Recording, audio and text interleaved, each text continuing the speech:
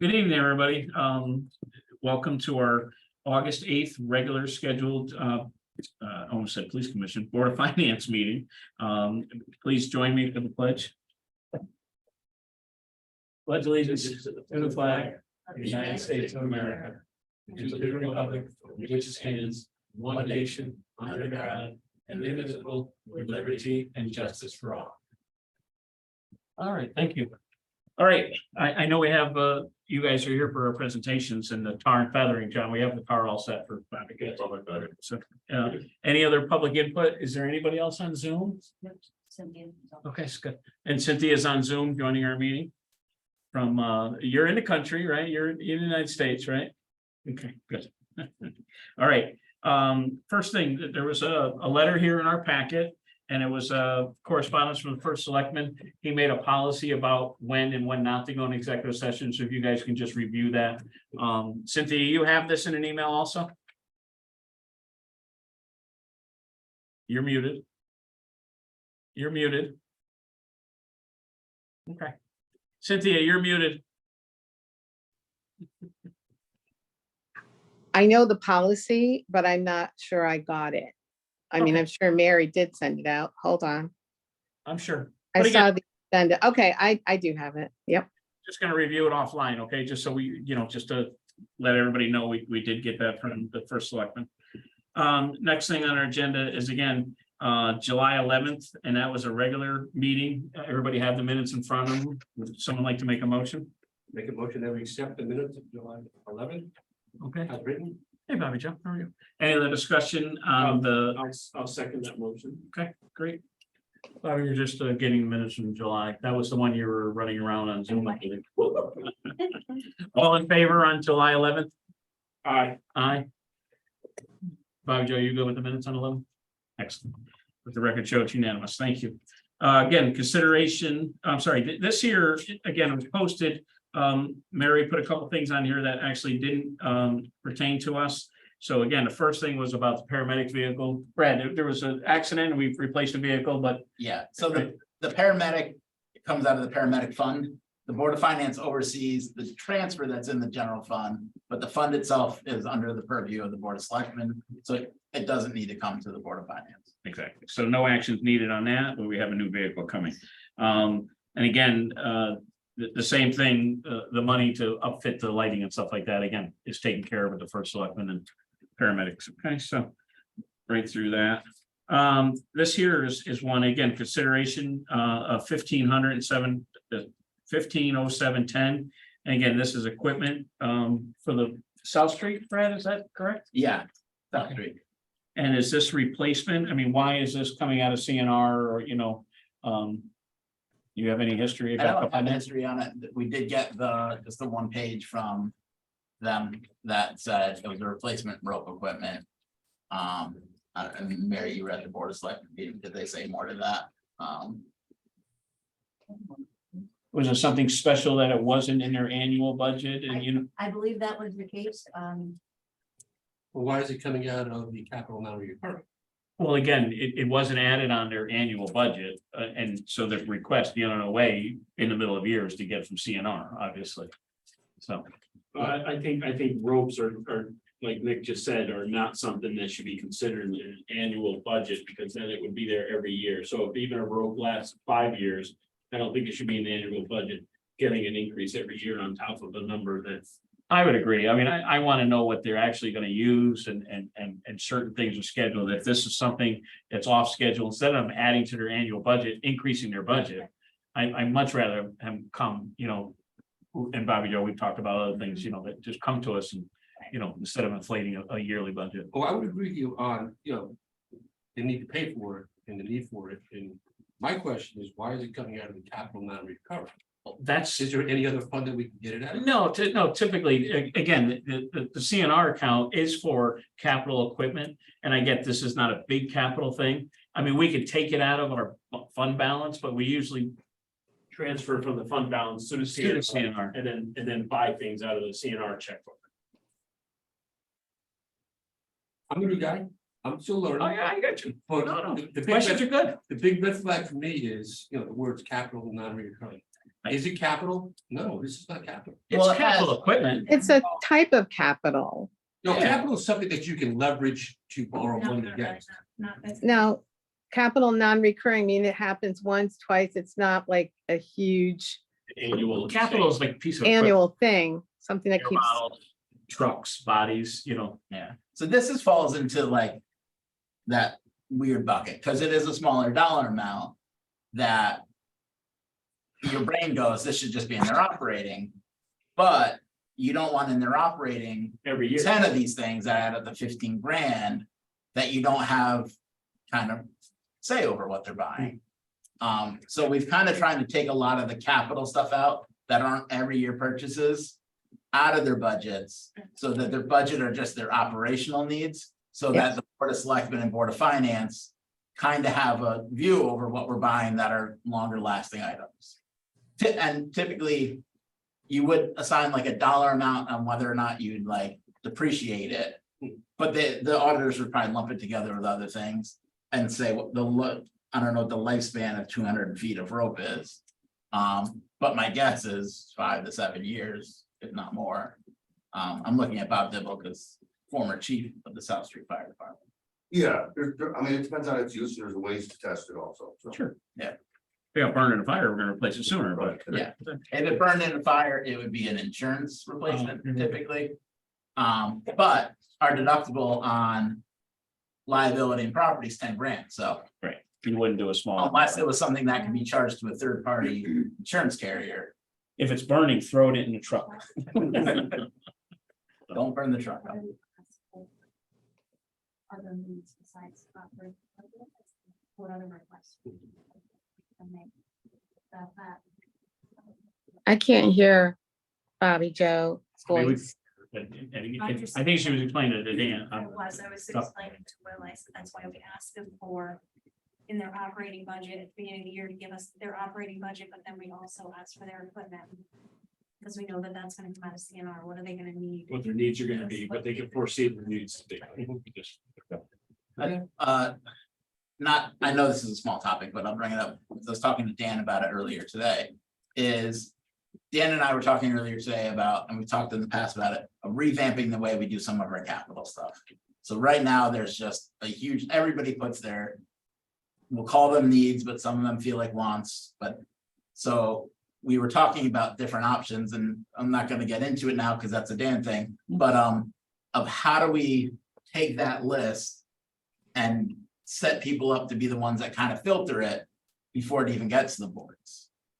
Because some departments will come running every meeting. I'm not picking on anybody, but some come every meeting and some only come when it's like literally they can't use the thing anymore because the bottom of the truck fell out and they go, well, now we gotta replace this. And there should be some kind of balance in there of, so that's what Dan and I were talking about earlier. We're still kicking around some ideas, but I think that would be of value to like the Board of Selectmen and Board of Finance.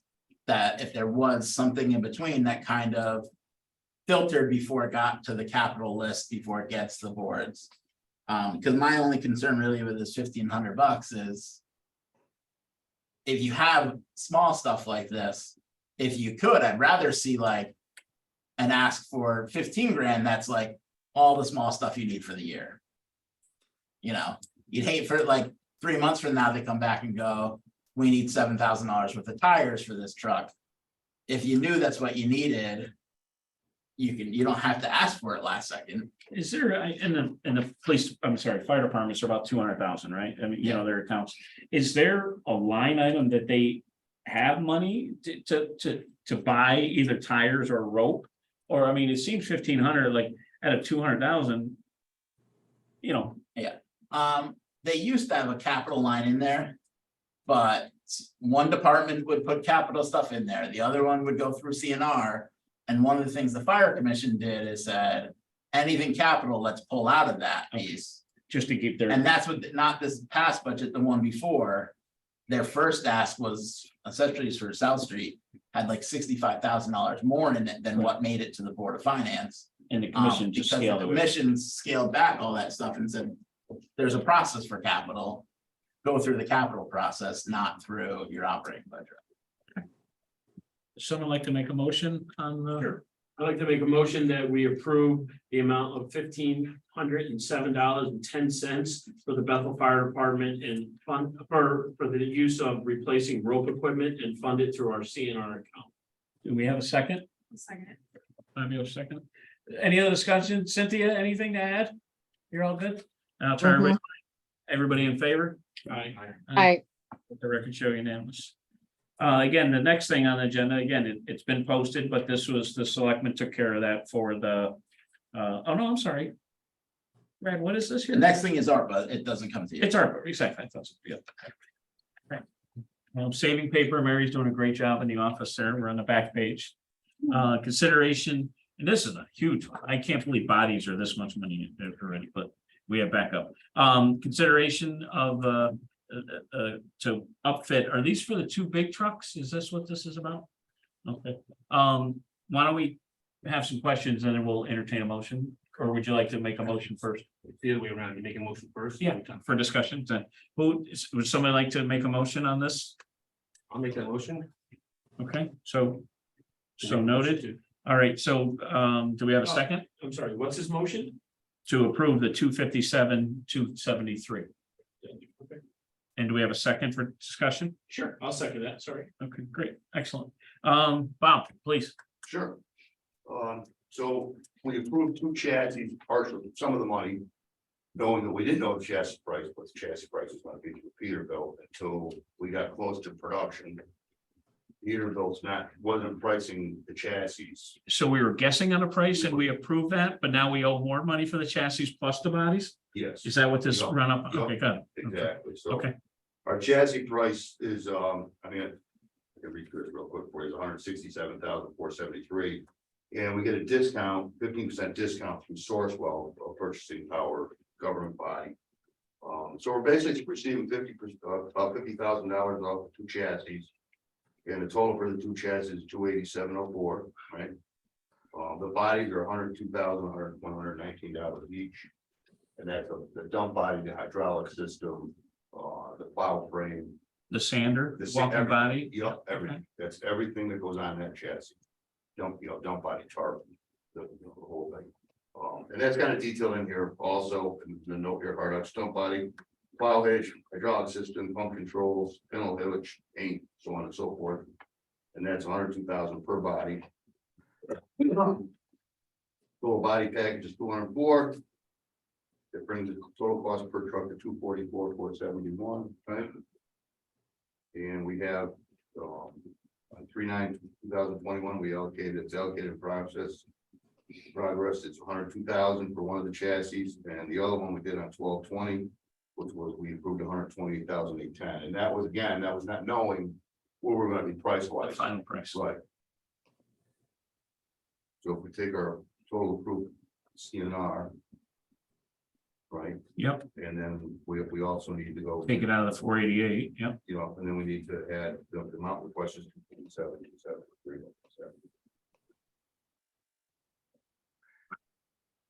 Well, we have a choice. I think it's,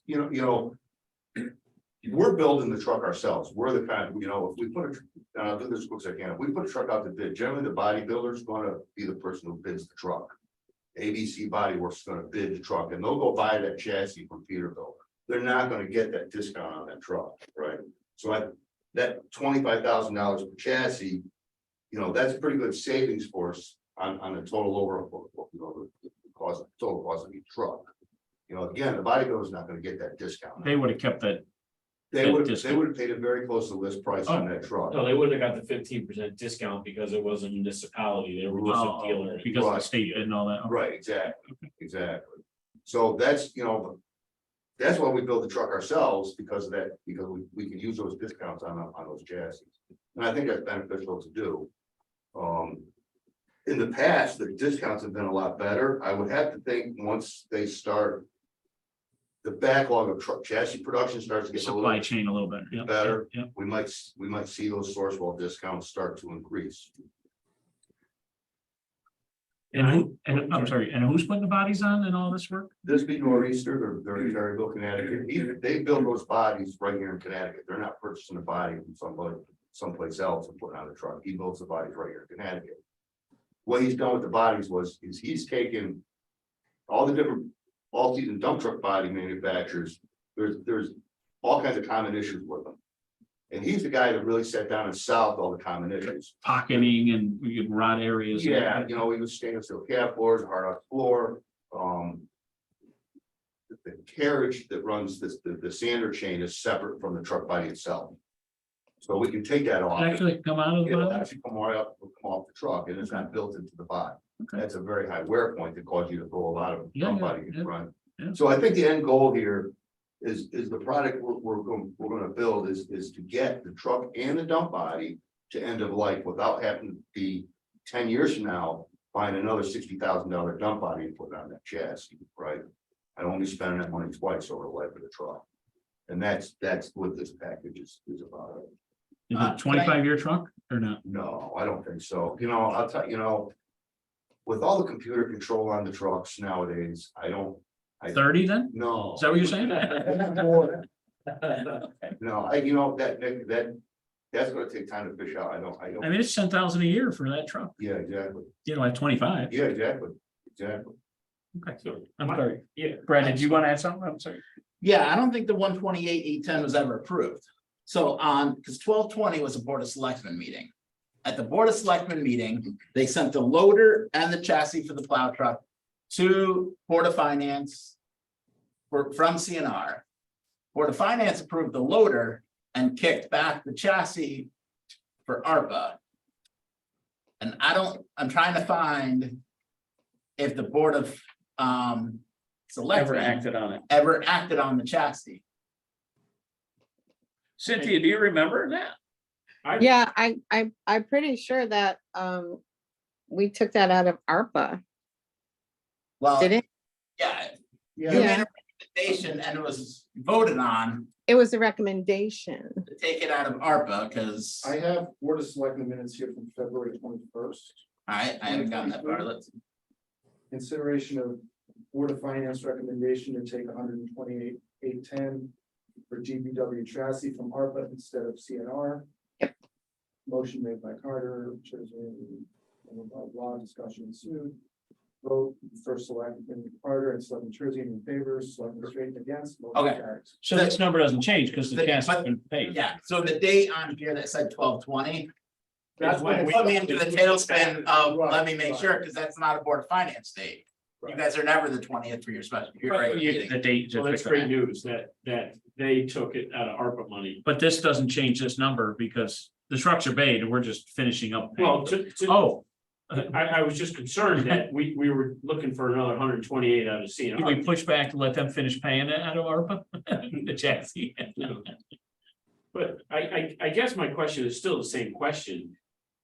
That I thought that the urgency to order this truck was to lock in a price, but somehow we just gained $60,000 in money. I think the urgency was to get me in line for the To truck. get- Okay, that's fair. That's probably fair. I remember, I just remember urgency on your face, and I thought we were locking in a number. No, Peterbilt wouldn't do that, I really just needed to get my spot in line. That's really what it was about. Because then I feel a little uncomfortable getting a spot in line and not knowing what we're really spending as a Board of Finance. But it still doesn't change. They need to plow the roads. you No, I know, but But nobody could, Peterbilt couldn't give us that number. I couldn't give you a number because I didn't get a number from them. okay, so you were just looking for a commitment to get in line. And that was Because the enough. commitment didn't require all of the money to be allocated, but. Comptroller, that was okay, knowing we approved the 102 and the It was, 128, I believe it was. we knew at the time. I remember Bobby saying, I can't guarantee the price of it, And we were okay writing that blank check for him, basically? the Board of Finance. Well, the board Approved it that did. way. Well, Well, but the Board of Finance approved in March of 21, the 102,858. But I don't think we knew at the time that it was such a flux in price, because we ordered that in March of 21. We still don't have that truck. No, question. Yes, Cynthia. So with the getting in line, Bob, is that something that you had to sign something like a contract agreeing on a price, or could you just get in line? Because he didn't have a price for you. They didn't have a price for me, so, you know, I basically, he told them we have a commitment to buy these two chassis. One of them, Right, 2021. so Right. the recommendation might have been for 102,000 or whatever, but Bob is in line without, you know. So I Right. guess what I'm saying is if it costs 80,000, which it won't, it'll probably cost 150,000, but you know. That's some when- Sorry, Cynthia. Some of it we talked about at the time was if for some reason the price went up to 200,000 because of the backlog, Yeah, if we wanted to pull out, I'm sure somebody else would take. right. Obviously, Bob Dibble looks very sad at that Yeah, knowledge, but Yeah, I like, know. Don't be not sad. saying we would do that. But I think that was some of the thinking at the time, that if Yeah. something really blew up and we decided to pull out because of this backlog, Sure, that they would just turn around and sell that truck to someone else. yeah, and that person would be very happy to advance in line. Yeah, definitely. Mhm. at this point in time, you know, at this point in time, you know, we're kind of in a different space, right? And I think that stuff is gonna cure up, so we can actually have, you know, numbers and data and stuff like that going forward on the next purchase. Don't buy another one. Right. Yeah, yeah. Yeah, this is all you got, Bob. Thanks. Bob, just a Well, record, it's been, this has been a slugfest. I know, For real, you know? and can, again, we're getting two 23 Peterbilts. Can you just tell us what we're replacing these two 23s? Yeah, we're gonna replace a 1995 Ford LA 1000. It's a Ford, one of the Fords, so a 95 Ford, yeah, go ahead, Yeah, and a 2000 Sterling L 2000. Is that for the parts problems? I mean, but we're Part of 23 it, years old. but the body is, you know. My other choice here before winter is to come back here and ask, to have the dump I replaced on that truck. I don't wanna do that. Okay, I just wanted, Yeah. just in my fresh mind, what we're replacing. You know, What's dump body cost? a standard, a regular, just a dump body that's not an all season standard buys around 30,000, 25 to 30,000. And the one with an all season body that spreads sand and salt is 55 to 60 someplace in there. Yeah. Right, so if we don't do this, you're coming back in 6 months and asking. No, I'll be get back here probably tomorrow. asking- We can have a special. I'm gonna dump body someplace and I don't know where I'm gonna find it because it's just not around. Right, And, you know, it's a seller's market. Mhm. And that, you know, 25 to 30,000 dollar dump body could be a lot more money than that, depending on. What I can and can't find. If you put a body on that Sterling, would you take that body off and put it on a new chassis, or it just doesn't pay? I don't think it pays. I mean, the truck is a 2000. We have one truck now that's a regular standard dump body that we put slide sander in it. And we use that for asphalt. But right now, it's good. It's fine. So with this new updated body, and this guy took all the problems out of the rock Yeah. spots and all that, we're gonna get 25 years out of this. You may not want to, but is that, I mean, Sure. someone's going to, you won't be Somebody's here, going but to, yeah. yeah. you won't. I don't think we have 25 years on Bob. Right, that's what I mean, right, unless he starts getting hips and knees and all that. Oh, gosh, that's true. There was a demolition derby in town, and I wasn't invited. That truck was taking a hit.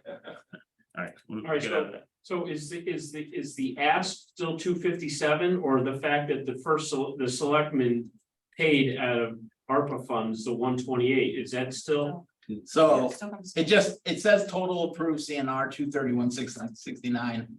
It's not CNR, it was 102,858 out of CNR. Right. 128 out of ARPA. So the total approved array, the 231,669 is correct. So we still need the 257 in a motion to finish off. For the these two CNR trucks together. request. Correct. And that's gonna cover it, like this is our cost, we're not guessing anymore. No, I'm not guessing. I have an actual quote computer. but Perfect. It's the, I can guarantee that with 99.99. You have to say it out loud. Listen, if I have to fight with somebody to build this, you know. Very good. is there any, Cynthia, or, I think we understand what's going on. Yeah. What did we think the difference is gonna be? You know, The difference on what, Bobby, I didn't. what did we think, like, I was just, I mean, this was like, we're going back, a year and a half. The ago, pricing on the 2 years, trucks in the past, the pricing on the trucks in the past 3 years is just skyrocketing. Right. Yeah. It's never going to be less. Yeah, no, they got No, away but with. the discounts could get me more beneficial than the. Yeah. On the dice and either way. your Yeah, expenses- exactly. Is that, basically you're saying, is the discount gonna get you $60,000, which you're gonna ask what you're gonna ask for anyway. To fix something. I don't Yeah. see a source wall discount coming in at $60,000 that You know, is gonna be worth in it. to two wait. thousand and nineteen, those chassis were at 34% discount. Yeah, but even 34% discount is only a $50,000 discount. And if you're still gonna come back. Yeah, you but would the spend price of the 60. chassis was $110,000. Yeah. So that chassis was on $7,000. No, I meant if it went back to 34%. Yeah, I mean, If it went 34% back tomorrow, off of something, right? 34%, Yeah. either way. Yeah, exactly. We still have to spend the money, whether it's gonna come in a discount or. Yeah, I mean, And an old you know, I'm gonna be honest, this whole thing with the trucks has been, and it's not just Peterbilt, it's across the board, it's everybody, it's been close. I mean, it was so bad at one point that I got myself so mad. Packard, the parent company of Peterbilt and Kenworth, I found the guy's cell phone number in Denton, Texas, right? And I was pretty revved up one morning at 6:30 in the morning, and I got the phone number, he happened to be one of the CEOs of Packard that I woke up. Well, it was 3 o'clock in Texas. It's just 4 o'clock in the morning. Just to be fair to that guy. Good for you. Yeah, you know, I was pretty hot over the whole thing, you know, and it wasn't over the cost, it was over getting trucks. Was it snowing that morning too, or no? No. No, okay, just I like- don't think so. Can I ask one more CNR truck related question? Yes, sir. I know the board approved in September the build out for the two 550s, right? Those are your low boys. Small trucks. So that was approved September. That's almost going back a year. Right, Do we have any time frame when we're gonna get those things? the plow frames are on the trucks, some of the hydraulics are completed on them. And I better get them before the snow flies, We're a year into the warranty already. or more, yeah, those were ordered in November of 21, and I got them a year later. Ed just fixed it. No, Yeah, that was- that was- Yeah, there's that was something almost 14 months wait from when I ordered them. from Ford, it was a little better, yeah, the COVID thing, yeah. Well, those chassis for those were ordered in October of 21. 21, right? Right, what So else do they have hanging out there? Not that would take, not that. this relates to the. they have the 102, 858. That he Right, talked about that's from I'm saying CNR. besides this today, like, Oh, like asks? not asked. Oh, like what's that been we've approved? like, Allocated. So- We've approved pieces of cars. Yeah, so in March of 21, you approved the chassis for 102, 103, we use round numbers. That now they're looking for the money to finish it, plus the rest of the money for the chassis. That's this, That's this. Yeah, right, okay. And then Is the loader the due? chassis for the 550s have been paid. The build out is still in process. I don't think, we haven't paid the loader yet, so that, we haven't gotten that yet. But it's allocated. Yeah, that was allocated in January. So so the loader's been approved, the build out of the two low boys. And the two chassis for the big trucks have been approved. So if the board of finance votes on the 257. Then 2 low boys and 2 big plow trucks. Have been allocated, we haven't gotten yet, And what else? so do they 4 need? trucks and the loader, All allocated. all allocated, not yet received. Are you done after that? Excuse me. Find a new grader. Hold on a sec, Cynthia. I'm Alright. sorry, go ahead, Cynthia. Quickly. Yes,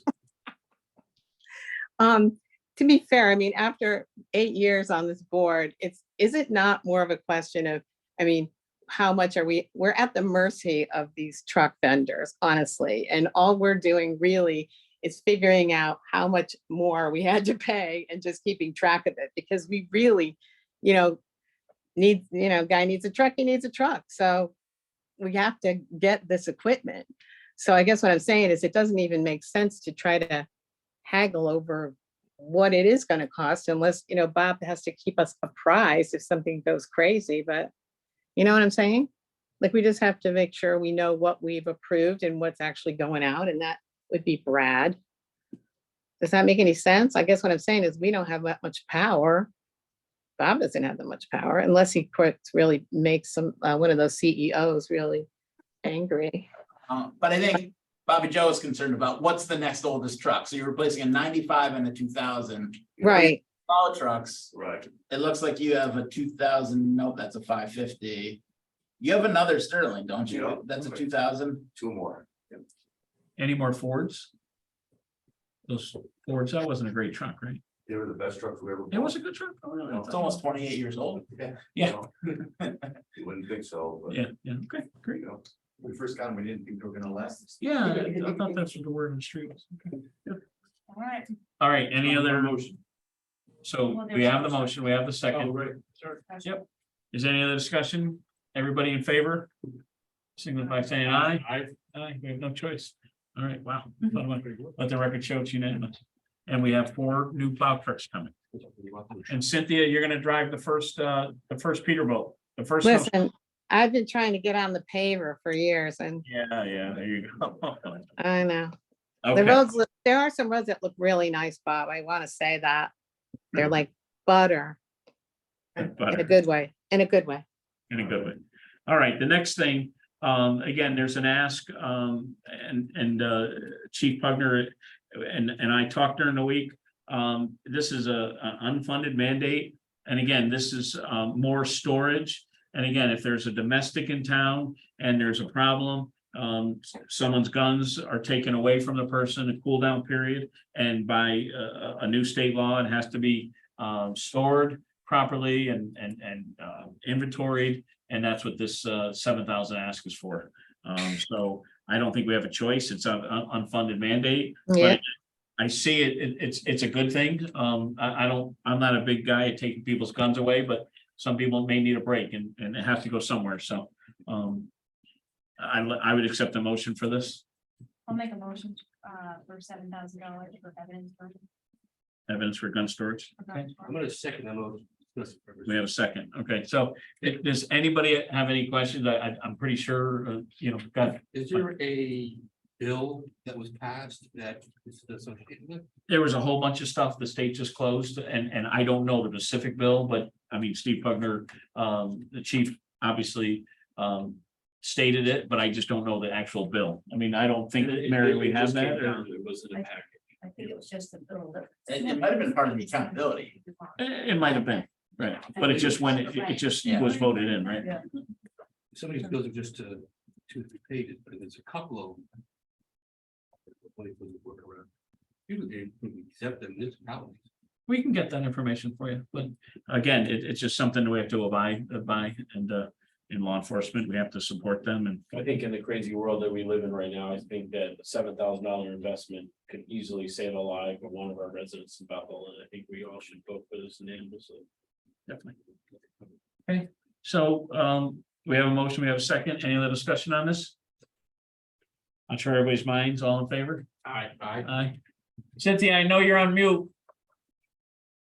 And I lost your camera. yes. Are you good on this motion? Wait, hold on a second. Yeah. I'm having a few little technical issues. So again, we made a motion and we went for a vote on it. Are you in favor of the gun storage for the police department? Right, Yep, and that's coming out of CNR. Okay, let the record show it unanimous. All right, thank you, everybody on that From CNR. from CNR. All right, last thing, I'm sorry, not the last thing, because Brad's always last. Discussion of Public Works on their 2022-23 schedule.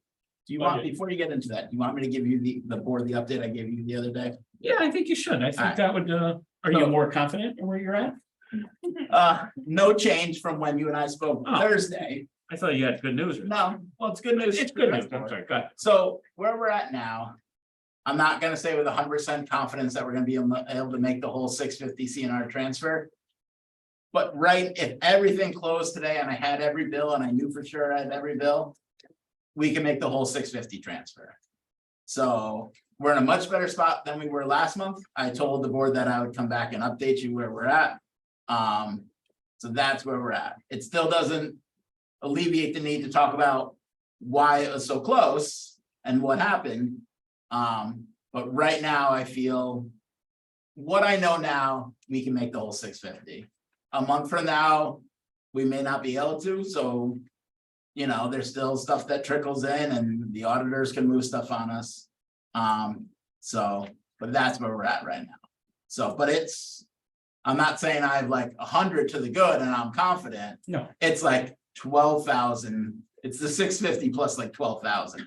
So there's not a lot of room there for what we have now. But I told the board I'd update them. I'm being as open and upfront as I can be about it. Well, So we that's thought we were hundreds off. Yeah, when we talked last month, we talked about being 100 off. When I first brought the topic to Nick, we were 400 off.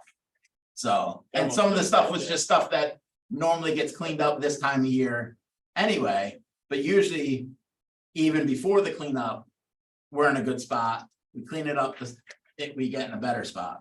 This time it was the cleanup, we needed to clean up all the stuff in the accounts, fix it. Like one of the things was the way Eversource bills us for the solar stuff, they put credits on our account. So some of the schools, because most of your best solar is summer. So big credits rolled in that we hadn't taken yet. So I booked those credits towards. So that caught up that solar, I know you're waiting for a big piece there. That I'm still waiting to find out how much Eversource is gonna pay us for the other solar. So the net metering is the solar farm. The other 3 buildings got an email today from the company that oversees Eversource with it. They just today released what we were getting for Q1. It's August 8th, and they're just now telling us what we're getting for the period that ended March 31st. And if we weren't so close, we wouldn't be talking about the solar money. We're only hoping on revenue here, right? Well, that piece of it, yeah, that we're hoping on, but yeah, so. But that's part of why we don't have a firm number yet. Is some of this stuff takes a while to come in. We finally, 2 weeks ago, got our June natural gas bill from Spray, Right. so. Can I ask this question that's relevant to where we are? Yeah. So this year was really tight, but let's say in the last 5 years, we asked the voters to pay, to come up with whatever million it was, right? Yeah. And then the department spent it, and then at the end of the year, you funded the CNR for whatever number it was gonna be. Typically over 5 years, how much additional went back in the general fund that, just a ballpark? I don't have the ballpark, because I know the last couple of years we've put more into the CNR.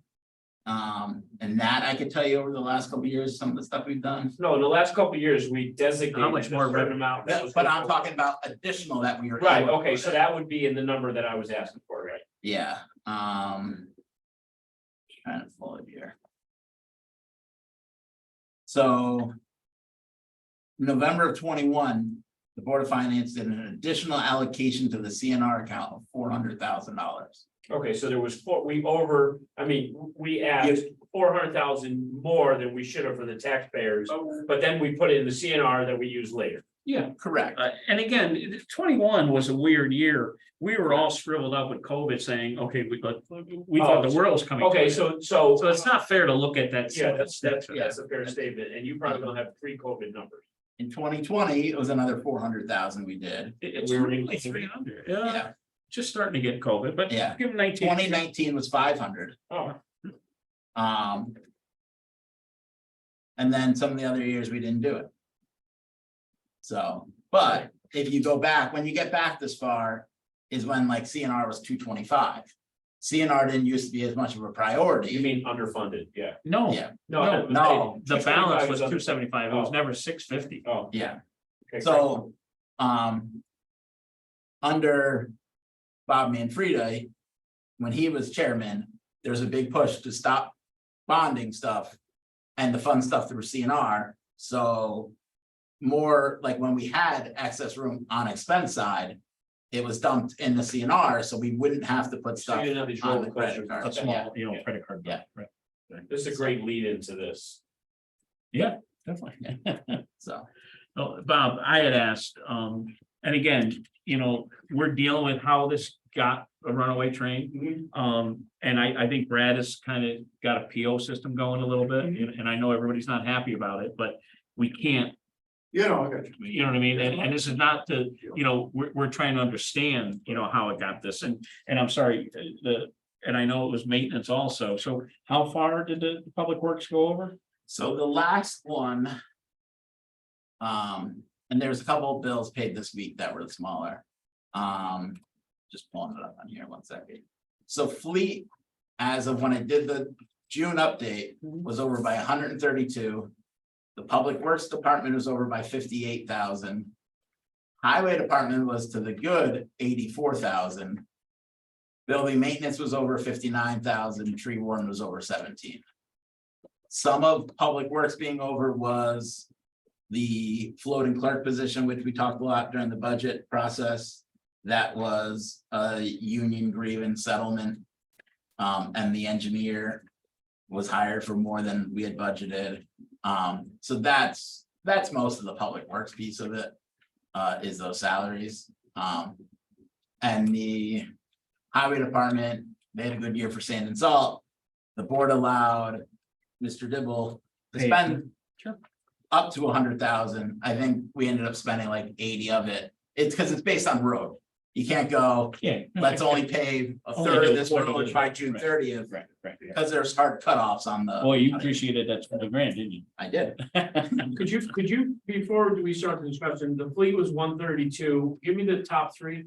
Yeah, so it's in the controller report, John, Yep. just so you have in front of you. Yep. The one that says June 30th on the top. June 30th of July. There's two of, you have two of them. You have the July one, which is boring because it's only 1 month.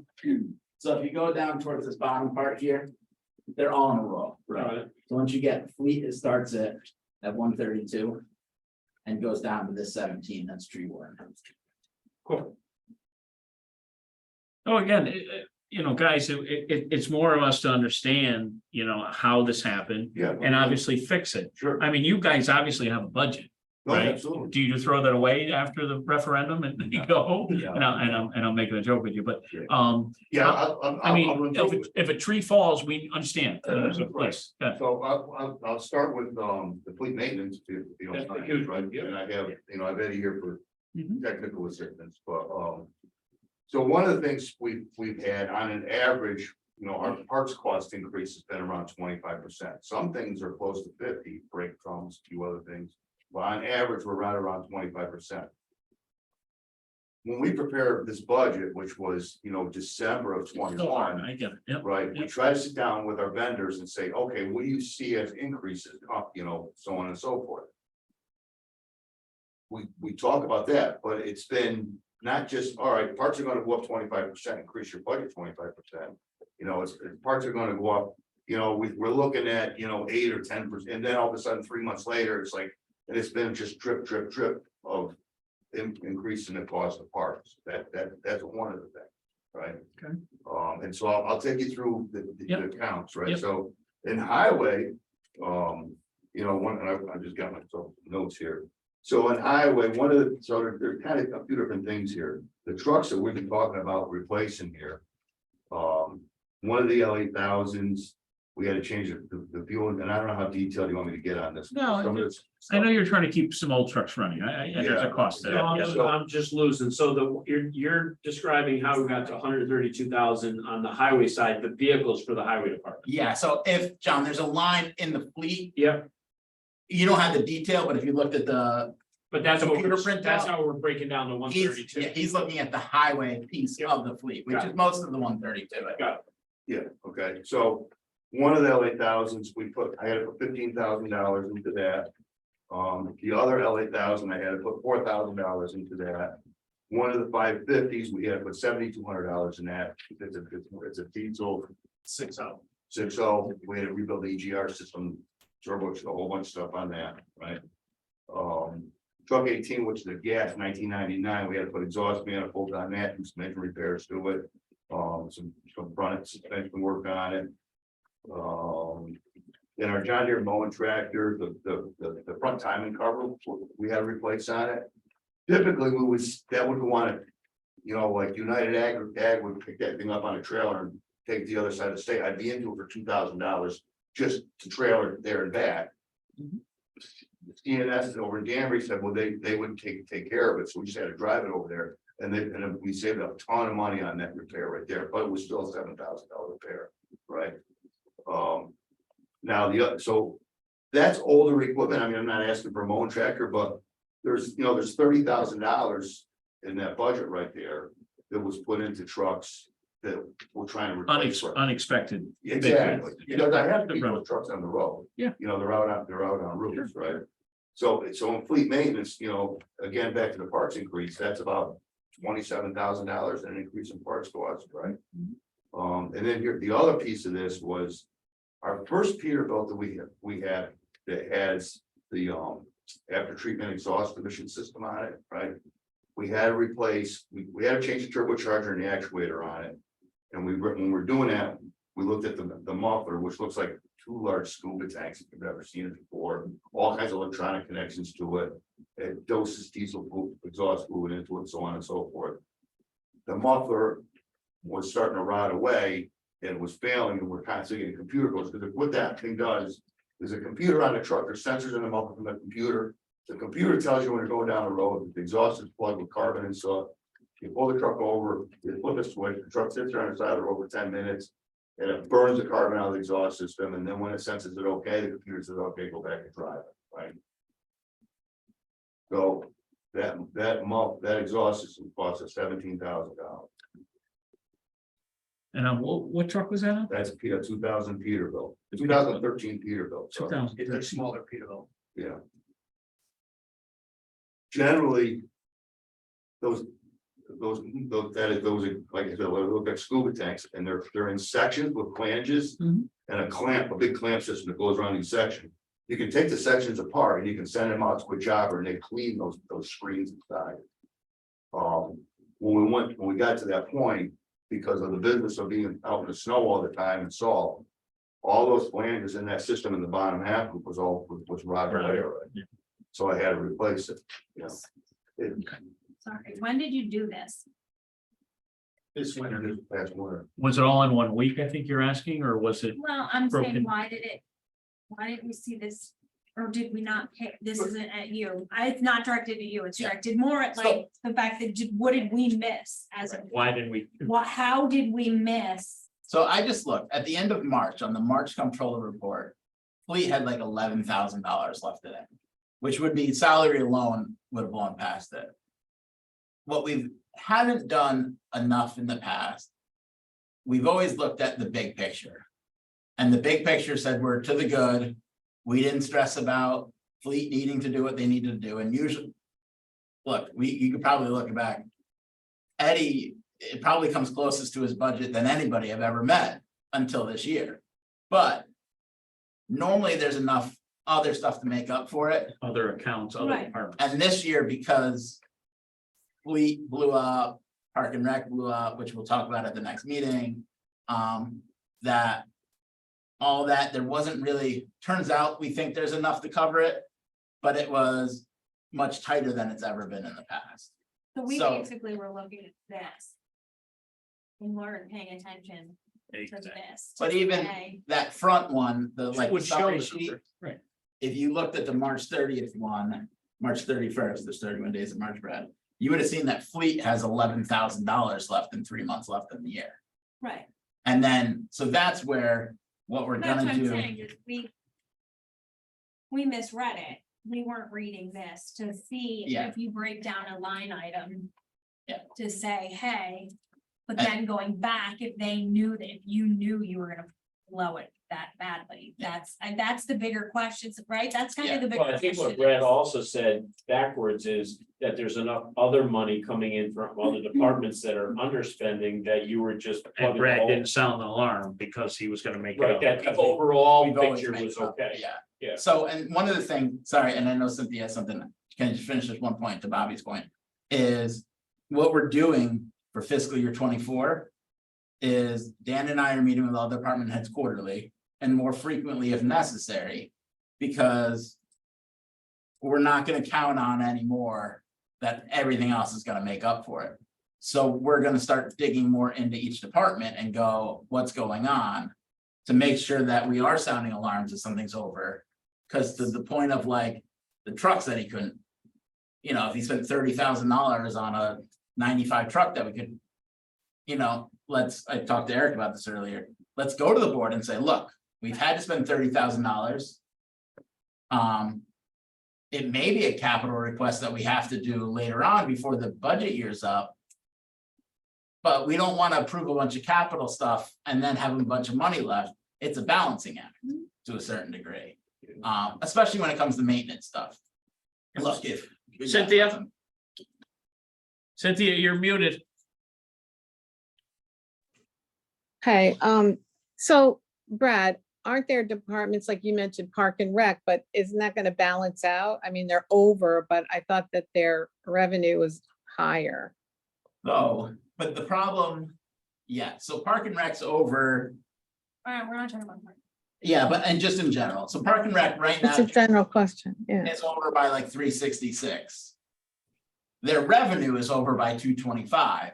The problem is I don't get to net the revenue against the expenses. Till the end of the year. So even though it looks like they're over 366, if you were running your household and said, yeah, I spent $336 more, but 225 of it is in this other hand, you'd go, all right, it's really costing me $111. But because they can't move the revenue over, the expense lives alone. I hear what you're saying. It's funny because, we tried to use that comparison to running our households and that has never gone over well. So I appreciate you using that comparison. What about building permits, things like that? I mean, just in general, I'm talking about just the revenue generating departments. Is that the same for all of them, that the expense stands alone? Yes, yep. Anything revenue has to go on the revenue side, but that's Well, why, How's that gonna balance out at the end of the day? I mean, so right now, the estimated revenue collected above budget was $1.5 million. So that money falls out to fund balance or can go to the tax stabilization fund, it can go to CNR. It just right? go against the expenses. Because the expenses live alone. They're like totally separate buckets that have to equal. It's Ah, hard to think about that way. But accounting wise, that's how it works. The only revenue, the only money coming in that we could charge like the lower expenses on are stuff that's reimbursement. So somebody's out on workers' comp, the town has to pay them, but our insurance carrier sends us a check. That money can go against expenses because it's a reimbursement. Anything that's truly revenue, like permit fees, park and rec fees, has to live in revenue. well, that's fine, but doesn't it, at the end of the day, can we not use that to? I mean, I'm not You- gonna say it sounds fishy, but if I were in my house and I had, made like $60 and I had a bill for $60, I'd pay $60, I'd just take my revenue. Yeah, Just so, on other things. yeah, so I wish we could do that because You gotta keep it separate. I wouldn't have lost sleep for the last month stressing about this. Ah, Revenue. was I do understand. way that. to- you know, Cynthia, it's the Cynthia, accounting. look, what we do, if one account is 100,000, they can't spend because we charge the taxpayers $89 million. And this Right. has 100,000. The revenue's off to the side, don't you Oh, can't. yeah, I get that now. So what we could have done, if we knew, take Park and Rec's a good example of this. And I know we're talking DPW tonight, but just the principles of the accounting behind it. If we knew Park and Rec was gonna be $200,000 over in revenue and 300,000 over in expenses, the Board of Finance could choose to increase their expenses by 200,000. Right. Revenue by 200,000, go to a town meeting, have the town people vote to make that budget change. And then suddenly Park and Rec would only be over 166,000 and their revenue would only be over 25,000, not 225,000. And that's, I go ahead. I don't recall, for some reason, I don't recall ever hearing this particular scenario in more than like one or two departments. I just don't recall it. Has this happened regularly? Because when I look at your controller report and I pointed out, well, that's, they either haven't spent this or they're over this. It never seemed to be a crisis, but this is the first time I'm hearing, in my memory, hearing this kind of extreme numbers. It's because it is the first time that we've come this close. Typically, we have $300,000, $600,000 in expense left at the end of the year that we. Right. A lot of time it's in health benefits, to be honest with you, because we don't know what the Yeah. state do. Our health benefit was still under, so it's making up some of it, but not as much as other years, because typically the state who our health insurance is through says it's gonna be a 10% increase, 10%, 10%. I budget 8. Yeah, Maybe- we went through this. I mean, this is, yeah, All right, this good. is same with Board of Ed. I mean, the insurance, I don't even really take that seriously because you don't know how that's gonna fall until very late in the game. You know, but that is another piece of it. Right, After we set the 23 budget, and I had said at the meeting, they're talking about 12, I'm budgeting 8, because usually they come down. They did come down from their 12. Yeah. But they came down to 10.5. Right. Mm, So, and that's part of it too, is right, hindsight, I should have kept that there. I should have gone 10. But- You know, but you Well- try to be aggressively conservative with these things with what the trend has been. But sometimes Right. that can bite you in the butt when But stuff goes outlier. you know, I can blame myself a little bit, you know, we try to pare this down, we want the perfect size budget for the taxpayers. so that right. back, we're taking 1,000 out of the tree warden, because again, that's what conservative people do, and this time it just got a little close. Yeah. you And know? that's why I mentioned earlier, sorry, John. That's a concern. That's a real concern because, you know, I remember too with utilities, we came down saying, what can you live with? And, you know, I mean, you craft a budget and you think, oh yeah, look what we did. And now Right. something bad's happening. Yep, I'm sure. I forget what I was gonna say. It went right out my head, John. Yeah, so to my point, so, and I'm gonna piggyback what Cynthia just said, so we craft a budget and we say we're gonna give, or this department needs 100, this one needs 100. But then what I'm hearing in the past years, we've just kind of done an overview and made sure we didn't spend the grand total. And we filtered money in to these things, so really, if we approved 100 for a department, but you spent 110. Yeah. I don't know how fair that is to some departments that said, oh, I wish we could have bought new Yeah. drapes.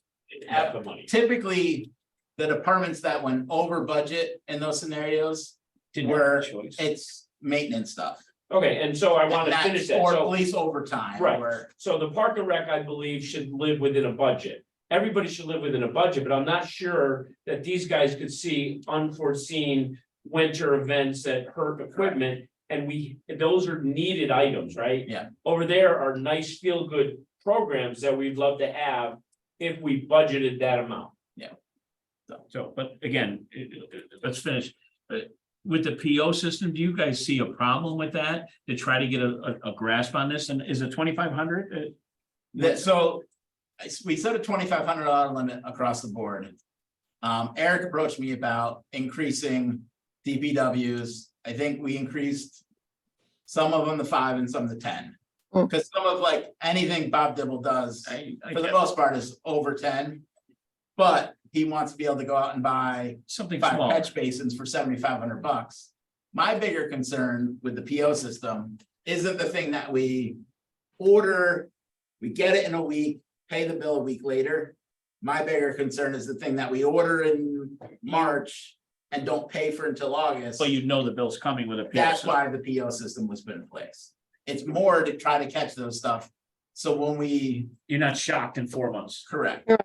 it's gonna help the department because it'll show up in their monthly report that they have money allocated.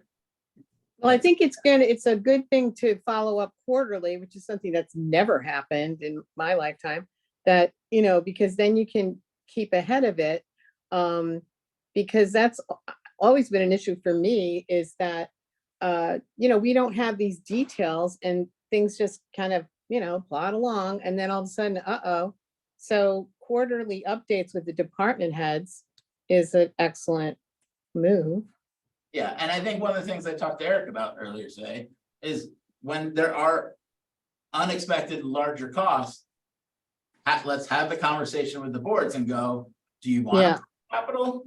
Do you want to wait and see based on how things are going? That's a great, Right. great way of doing it. I think. You know. Yep. Like, it's like a conversation. Yeah, Yeah. We're asking- Yeah, exactly. Or at least we Send it. can't say, I can't believe this happened, right? I- Yeah, I'm not speaking for the board, but I think you see that we're willing to get something we need. You know what I mean? You know, Right, And it's a conversation, you know what I mean? And, and everyone's not operating in their own little, right. silo. Years ago, before Brad's time, before you guys were on the board, we wrote out a purchase order for 10,000, we called that encumbered, right? So we'd have all those expenses encumbered into the budget already.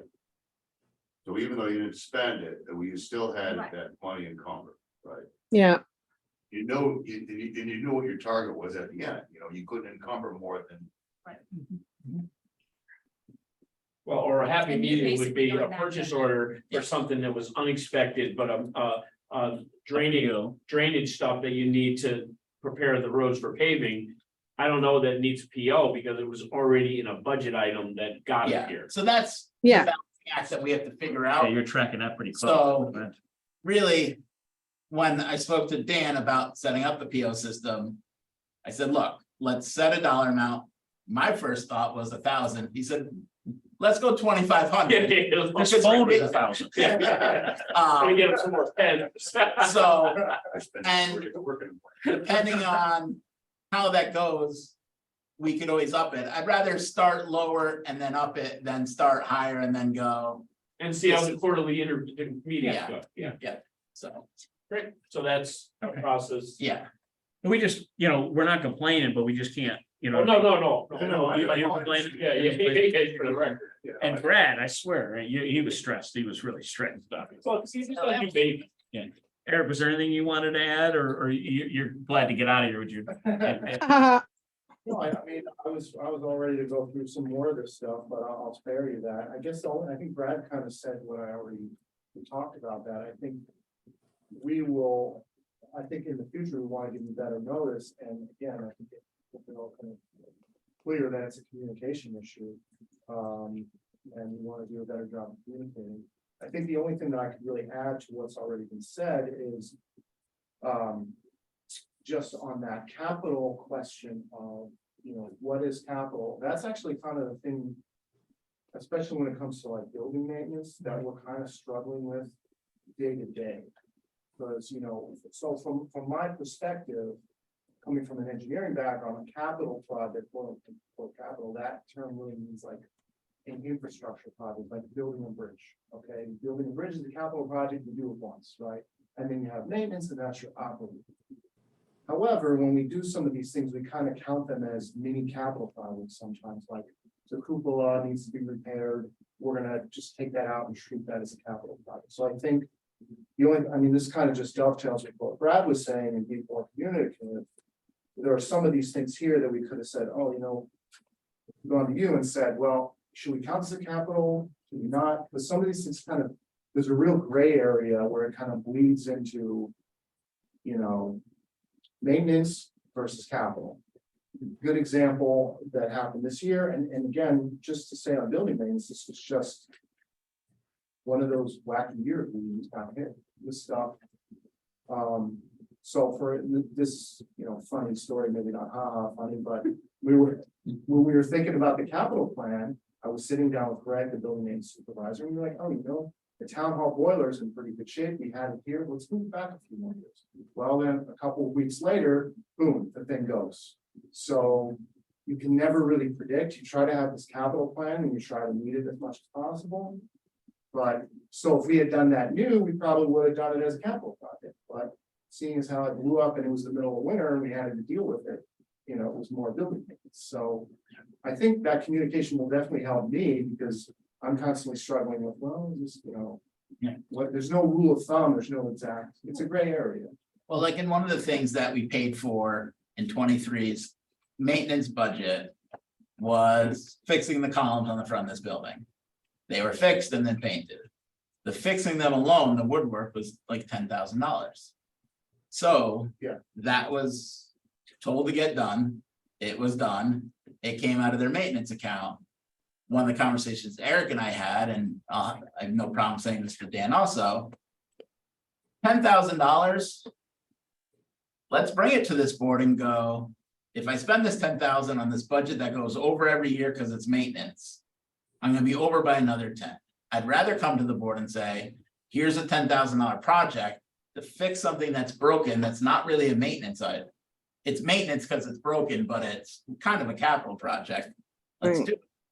Years ago, the gazebo was fixed. I think it was fixed out of Park and Rec's budget to the tune of like $20,000. That, I've said all along, should have gone through the boards because it's not. It's not an operating thing. We're talking about $1,500 for hoses. That's what I was just about to say. is like- But now we're running through a $10,000 column repair. You That's know, maintenance. that's, yeah, Right, it doesn't seem that exactly was my point, was we don't seem to be matching. Like, we're asking the fire department to do it one way. But then we're asking these guys to do it completely another way. Letting it happen. We're letting it happen another Yep. way. Why are we approving $1,500, having to approve $1,500 from the fire department, but we have $30,000 in repairs in a truck that we don't find out about until the end of the year? That's a little. Yeah. That's backwards. Yeah. Yes, some of the truck's a little different because he needs the truck running. No, I'm not, no, I'm Yeah, not. but I'm I- saying the but like- process. Just the process and how to get Yeah. it right. Yeah. We're just on the dollars yet. Yep. And I'm talking about why is it one way for one? Yeah. For one department, but it's not clear for another part. Yeah. Why are, this is not you guys, this is Yeah. this is on us as Yeah. to like why. We need that Sterling stand. Well, I would just say to that, like, you know, we've thought about that a little bit, and I think, I mean, it's ultimately up to whatever you guys decide, but I think. And that comes down to the sort of the PO thing, the stuff we're buying in like highway, especially road construction especially. The numbers are just so huge, so. You know, we'd be wasting your time if we came in for everything, you know, so. Right. What I'm trying to get at, I'm not doing this, it makes sense, right? For some departments, maybe 1,500 makes sense. For us, Right, in Bigger fact, I numbers. was kind of a little surprised that you were taking that out of CNO when I heard that earlier. Right. Wow, that's really small. For us, that's like. Well, but we asked the fire department to keep a small budget, so that's exactly the reason we want this. Right. Smaller number, smaller. Right, ask, so you all know, I'm saying is you can have a different, you know, it could be different for different departments, and that might make sense. Right. You know, and proportional to the budget. Right. But Bobby, I think that road account, I mean, you're pretty much, I mean, you know what you can spend. You're not spending in 100 over that and say, oh, sorry, guys. No, It's more of a no, maintenance. that's not. It's the unforeseen.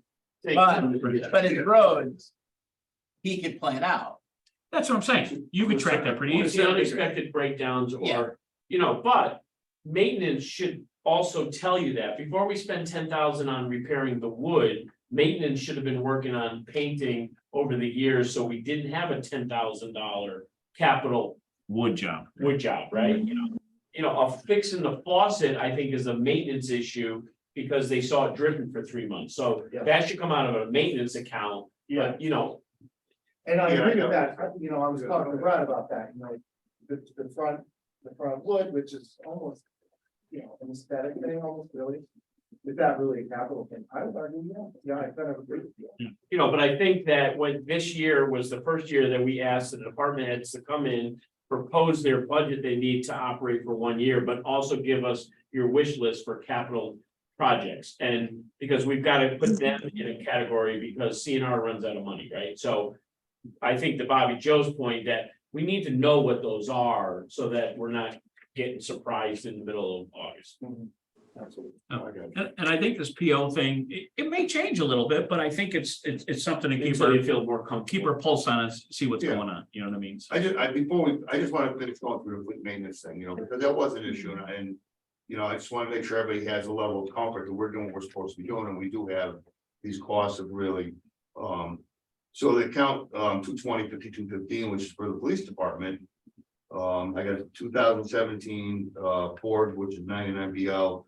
They had $5,797 in accident damage. All right, I had a 2020 Ford 112 BL had $4,792 in accident damage. So, so is that in? Are these not insurance claims? I never saw the bills. When I got the invoice, I had to go to Smitty's. I'm like, how did this, it never came across my desk. So I would assume that should have been insurance. So there, if it was insurance, the check should have been put against it. Oh, that's on the revenue side. It's a, That's a rant.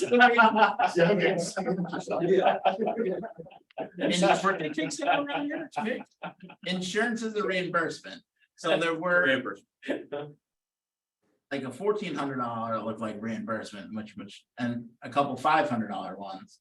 But they don't. Can you follow those two up, Bob, Ed, with Phyllis? I just wanna make sure that those were submitted. I'll go, Yeah, I'll go. can we just run that up? We're talking It's about real like Park money. and Rec shouldn't pay for the gazebo, they shouldn't pay for an accident claim, Correct, insurance claim, sorry. Yeah, I'll go, talk to Jeff tomorrow and Yeah. ask him about those two. Yeah. With insurance or not. because even if it was.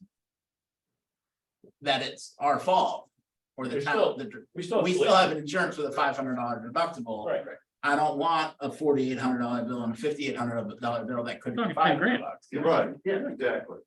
And maybe we got them and they were put against the insurance money. But let's follow up on that. follow up on it. Can you guys follow, and you'll get Yeah. back to us on that? Yeah. Cause that's interesting. Right, okay. Mhm. 2015 board, 110 BL, we had to do some miscellaneous injury repairs, we have a transfer case we changed on it. That went to the dealership, and also some suspension repairs, that was $7,000. These are things that are, Big numbers that are that popping. are, that pop up, that are And you just really have- above and beyond what our normal, Maintenance. maintenance shop is brakes, oil change, so you guys. Yeah. So the sergeant's vehicle, in 2018 Tahoe, there was a bunch of engine wiring and computer problems with that. And motor mounts on that, that was $6,000. So there's $23,000, 23,500 right there. Right in the PD account, that were, these above. It's, you're taking a hit for it, right? Right, yeah, we're taking a hit for it. Now, the Parks Department was also over, and the number that it was over is almost exactly to the dollar amount. We had to replace the flatbed dump body on the back one of the Chevy. The subframe went on it, the cylinder pushed the subframe all apart. There was no repair anything to make the thing safe, so they had to put a new flatbed dump body. Yep, yep. Now, in all fairness, I think Parks should have paid for that flatbed dump body, but it came out of vehicle maintenance. And how much was that one? It's 89. 9,800. 9,800. And that was just a subframe with the hoist or the body itself? It's part of their capital budget. Yeah, it's the rack body or whatever. Yeah. Well, Should it's have hard been their capital because plan. if they knew it was gonna fail, it should be part of their capital. But that's something that was right at the end of the year. You could have come and asked for CNR money. But if we had that PO, then Brad can say, hold on a second, this, and then it might have Well, been our and conversation. without insulting anybody, but maintenance could have said, hey, guys, you got about 2 more years on this, you better start thinking about how you're gonna fund a new truck. Fair? Yeah, that's if we get. Yeah. That issue comes in and shows up, I mean, this. I mean, if the truck's there, if I look at a lawnmower, I could tell you, Yeah. hey, the engine's great, but the deck's not gonna. Same thing. Oh, yeah, absolutely, same thing. But we run into that with a lot of stuff, especially Park and Rec related. A lot of stuff gets dumped in Park and Rec, a lot of stuff gets dumped in DPW. Because it doesn't have a real home. Like. Fleet account pays for all vehicle repairs. So it should be in fleet, but it's not necessarily something that they could have budgeted for. It's. we It's run not into brake that all shoes the and time. tires and Right, oil. Right, Yeah. we paid. But I did talk to Rachel about it. I said, what do you want to do? I mean, Yeah. this is the quote I got. And they're saying, oh, I got money in this account, so take it out of this. So with something that big, I went to their department first, and Yeah. we can use this, it's just a flatbed. Yeah, If it's not gonna be able, or if Right. you want the dump body, this is the quote I got. So. So that's, really to your point, I mean, that's kind of, where those numbers are, Well, but I don't think it's fair for them to try to create a budget for next year and not knowing if their responsibilities are all of Park and Rec's equipment or maybe some of it. How do you even start balancing a budget? So typically, any vehicles falls on fleet, so. And Okay, so maybe then you it's, need to own it. You can't say, I thought Park was gonna pay for it. You know what I mean? but how do you, hard to You know, can't say I'm gonna lose 3 hoists, this year. It has to be, this is my brakes, this is my oil, this is my tires. And oh, by the way, what do you wanna do with this $9,000 invoice? what's hard, and. I'm looking at our state vehicle list. And it's not gonna be the exact number of vehicles we have, but. Nobody likes to play- 135, Is that what the number is? and our fleet department, you guys, that's just, So, what, like- that's just vehicle. an actual vehicle with a steering wheel. Yeah, Way more than that. power equipment, Even tractors. years. Yeah. And that's two mechanics at the bridge. And like one of the things that. Now it's not the time. Know your audience. One of the suggestions I've had for Eric and Bob is. Maybe when we're building the budget, if it's a vehicle that you don't see very often because it's just oil changes. Maybe it's just an email out to. Like the 3-year-old, like Eric has a car, he's in that department. The thing's 4 years old. We're not really worried about necessarily if it falls Tires and apart. oil, right. But maybe we reach out to police, Building Parks and Rec, just to department. make sure that we know what's falling apart on us. We might be putting Sandra in his car, you know? Just pop the, you can have the kids. All right, well, I think we had enough discussion. I think that we're gonna support it, but we just, You know how to, yeah. Brad can't deal with that too many times. Yeah. So I do appreciate you guys coming in, okay, so, and I appreciate the information. We understand, that, there's a lot of us that understand this stuff, so we eat and drink the stuff, Cynthia, did you have anything else to add? No. Just thank you to those gentlemen who I cannot see. Thank you. All right. Yeah, I don't know what else to respond. Right above your head. Yeah. What after eat, no big deal. You got time for an ice cream cone. Oh, yeah. Thank you, everyone. Okay, appreciate it. All right, we're all good. We're all good. Thank you. Thank you. Yeah. Thank you, guys. Anything else, Billy? No, I said you No. could stay if you want. Yeah, no, this is gonna take a motion to adjourn. You wanna make it? No, we got Brad. Oh, yeah. I was thinking of Brad. Thank you, everyone. Good night, guys. Thank you. Thank you. We can have you tomorrow. Alright. Brad, you're up. Yep, so comptroller report for, I kind of talked about the June, I gave you an updated June one. I gave you the update on the June. If anybody else has any other questions, obviously I'll answer them, but I was gonna talk about July. So what's on the July? It's such a small part of the month. It's So very much true. of it was still the prior month. You'll notice like Park and Rec is high, but there's summer camp stuff. So one of the things that I'm gonna do before the next Board of Finance meeting is sit down with Rachel and say, here's what's been spent. What are the programs, expenses that you think are coming based on the last couple of years? And have her run out her trending, what her anticipated spend is gonna be. And then if that number is over her budget, which I anticipate it will be, based on what they've been running the last couple of years, we're gonna have to sit down and look at what can be pared back to try to get back to the budget number. Well, we're not trying, and I appreciate that part of it, but again, if they're adding programs, why didn't they add them when they crafted their budget? Yeah. Yeah, so I think some of it was, and some of it is. When you build a budget 18 months before the end of the fiscal year, they don't know that. BAS, the before and after, is gonna take off and they're gonna get more kids and they're gonna have more staff on it. So maybe they don't know that theater program is gonna be insanely popular with a wait list. And their MO has been, we're running a program, that program may break even. Not everything they do break even, but when we looked at theater, it broke even. Give or take like 5,000-10,000, which isn't breaking the budget. The conversation I've had a lot with Rachel over the last 2 months is. Because she keeps asking me, can I decide what programs I'm running? Yes, but you have a budget. And that's the conversation that. We didn't occur previously because we weren't really asked. They would just run. And they would say, if this program broke even. Then I'm gonna run it or close to it. But again, you can't look at the revenue You side, can't look at the so revenue. it's really not breaking even until the end of the year when Well, we do but that. that's my number. point. They crafted a budget. They sat right here in this room. Yeah. That number had those programs already added up in it. And you can't tell me that they're over 300,000 because they had 7 more kids in it. No, I think they're adding another.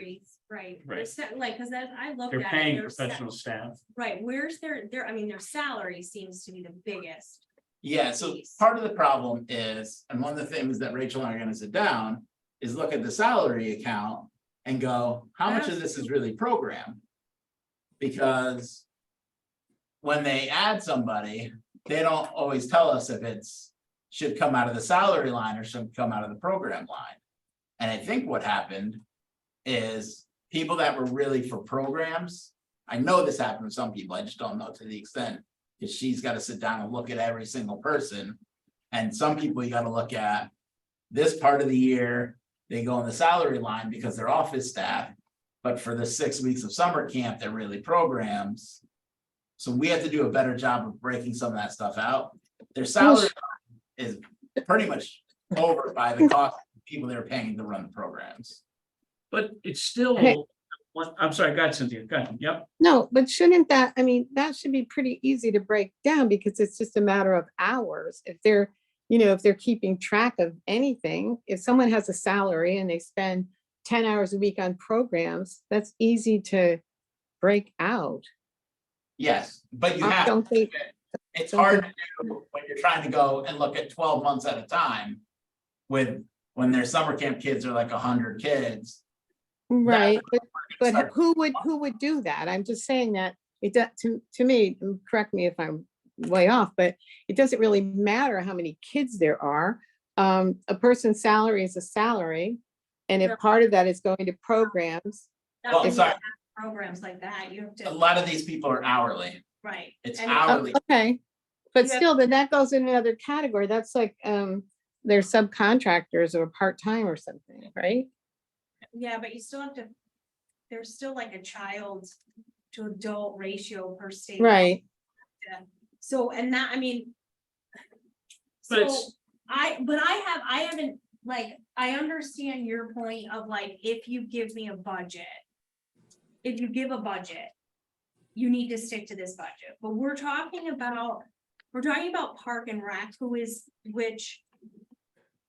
Is a big reason why certain people move to certain towns. Of course. So if we start hammering Park and Rec as to say, well, okay, you told us 18 months ago for a program that happened to be wildly popular, but I'm sorry, we're not gonna let you rerun that We're doing our taxpayers a huge disservice by not, I know it Yeah. doesn't fit within the realms of how it is that a town does their budget. So I know we have rules follows, but personally, I think that it's doing us a disservice by not, I don't know what the workaround is. I don't know how it is.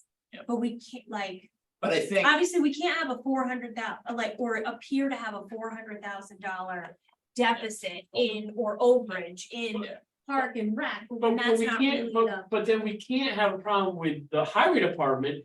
But my point is, so that's great, I love that people wanna move here because they have kids and we have great programs. But I also wanna think that the senior downstairs, If this was a senior center and it was their budget, I would be in the same situation. If it was the library and I'm saying in general, why is it that we're trying to restrict departments? because we approved a certain amount and we I asked the taxpayers to pay that. Yes, but if they're coming to us and saying, I They're want not- one the another, comments they weren't. so Yeah. that's what So- we have. Look, to come to these some department point. heads, they paid a lot of money to produce craft the a budget. budget, okay? These people, they have experience in this. And we need to raise the bar of our expectation as to what we're gonna be allowing to continue. Because it's not fair. Taxpayer, I mean, we're not talking $10,000-$20,000, talking hundreds of thousands. Well, of but you're dollars. not really talking $100,000. After you take the revenue. After you take the revenue, that's the issue here. I do not disagree with you in any way, shape, or form. That the department heads need to be held accountable and they need to, if they notice something is going on. If they lost a turbo, If they come see us. right. And not even necessarily, they don't need to come and see us, but put it on the radar. It's the same thing here, and I would hate to see Well, I then would if- hate to see I- both that cut. I think, No, The but seniors because through the line. Chairman, add those Yes. numbers. when it's in a second, whenever, are you? That's it, yeah, got it. Jump Well, in. just that, again, we're talking about solutions. The quarterly follow-up is going to help, I think. It's a management issue, and it's not just the department heads management, it's the overall management. And that seems to be, there's some solutions that are getting put in place. And the reason why it seems so major is because of those two silos, revenue and expenses. So there has to be some way to make that so that it doesn't look, I mean, the truth is they're not really in the red because the revenue theoretically or metaphysically offsets it. So I'm just trying to understand what,